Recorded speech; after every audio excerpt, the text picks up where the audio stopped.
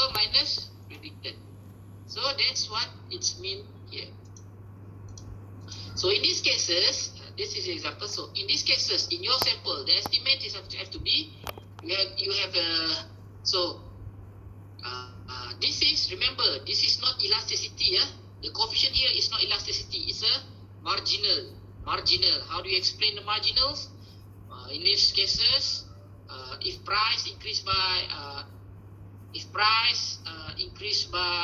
1 unit, so the sales will decrease by 413 units. So that's how it's explained. Not an elasticity. It's in terms of unit, not percentage.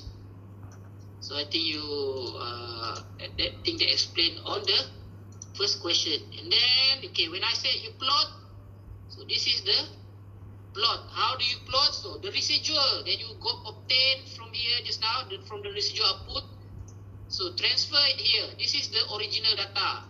So what do you do when you do the original data first? You have to make sure that the residual is arranged from small to largest. How do you do it? Data, okay, I think I showed it last week. Filter and then rearrange it. So after that, then you calculate the midpoint of the residual. So midpoint of the first midpoint, Q2 minus Q1, residual 2 minus residual 1 divided by 2. That's how you calculate. And then, how do you calculate the CDF? So you have how many observations here? You have 36 observations. So this one is 1 over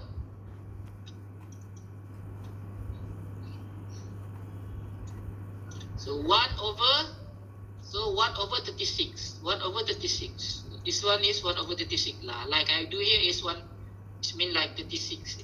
1 over 36. So the CDF is here. And then you plot the residual. So remember, the CDF explained is always below 1. That's why the last one is no point. So it will be below 1. Everything is below 1. So based on this CDF, what can you explain? I asked the third question. I purposely didn't tell you how to explain it. I just want you to have the way on your own way to explain it. But usually, when I say, I know there's some in the notes, but some in the notes are really, it's not clear, or it's not clear if you didn't really read it. But basically, how do you want to make a probability statement out of this CDF of the residuals? It's like this. In these cases, I use 25%. So 0.25, the CDF. So there is 25% that the actual sales. So remember, your actual sales would be less by 440 and more than the predicted sales, which mean that when you make a planning in a business, you have to come up with a predicted models, predicted how you have to predict or forecast your sales. So when you forecast your sales, sometimes you using your regression models that you develop, and then your models have an error, probably have an error of how many percent is the error might be for your model. In these cases, there is 25% chances that the actual sales that gonna happen gonna be less by 440. So less. That's why minus 440. That's why it's become less. I said by 440 and more. So 440 up until 959. That's why it's and more. That's why I use these symbols in the sentence at the end. So then the predicted sales, then which means that your predicted value sometimes is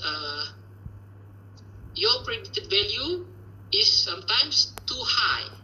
Is higher by this amount compared to the actual value. So that's how you're supposed to explain. Same things with the this one, 25%.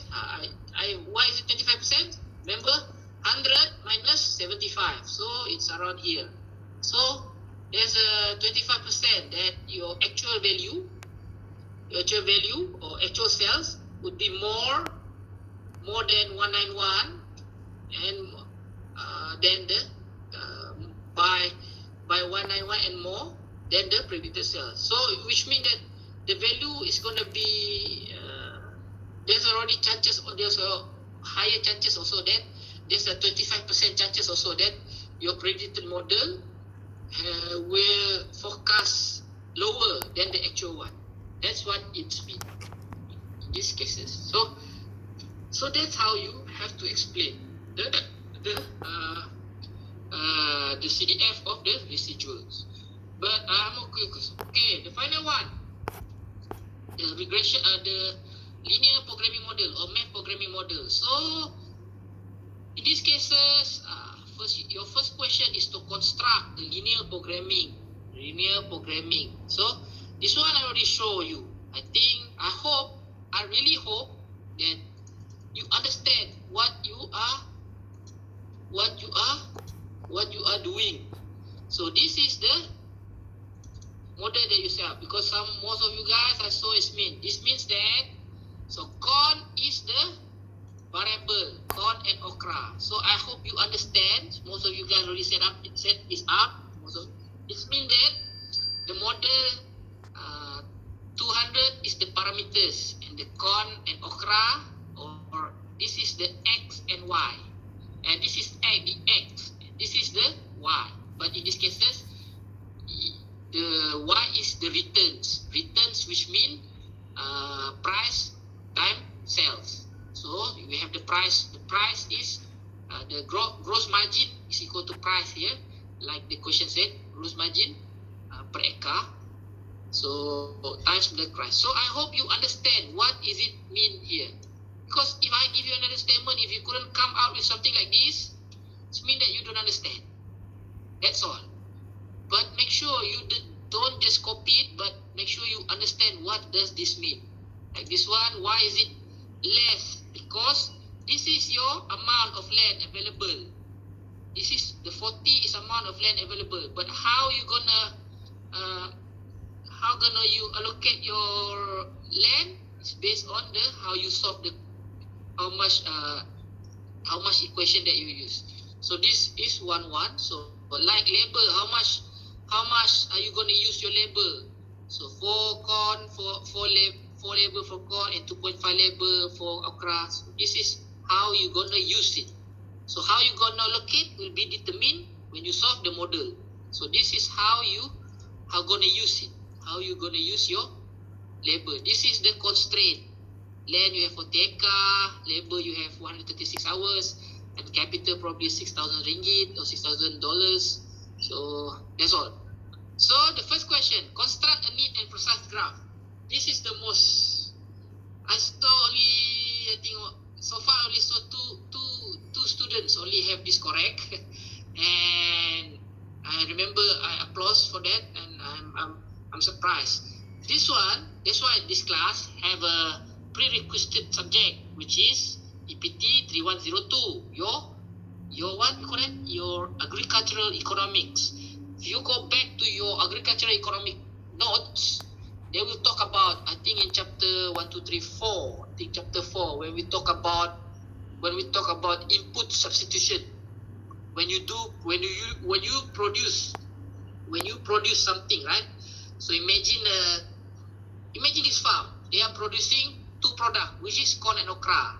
So if you guys remember, what is it? Production PPF, production possibility frontier.